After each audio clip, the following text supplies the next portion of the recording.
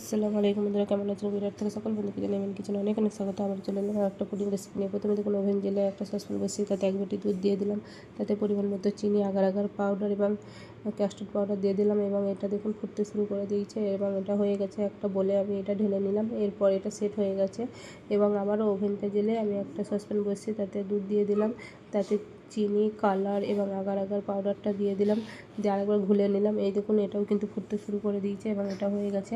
এরপর আমি দেখুন পুডিংটা আমি বের করে নিলাম এবং সেই বোলের মধ্যেই পিঙ্ক কালারের মিশ্রণটা দিয়ে দিলাম, তার উপরে পুডিংটা দিয়ে দিলাম, আবার তার উপরে পিঙ্ক কালারের মিশ্রণটা দিয়ে দিলাম, দিয়ে এটাকে আমি সেট হতে দিয়ে দেবো। তো এটা দেখুন কত সুন্দর সেট হয়ে গেছে এবং এটাকে আমি বের করে নেব। একটা ছুরির সাহায্যে চারিদিকটা আমি একবার ছাড়িয়ে নিলাম, দিয়ে এটাকে বের করে নিয়েছি। কত সুন্দর দেখতে হয়েছে দেখুন, আমি একটা কেটে দেখাচ্ছি। তো এই দেখুন কত সুন্দর দেখতে হয়েছে। তো রেসিপিটা কেমন হয়েছে অবশ্যই বলবেন, আর যদি ভালো লাগে তো লাইক, কমেন্ট ও শেয়ার করবেন। ভালো থাকবেন, দোয়া করবেন। আল্লাহ হাফেজ।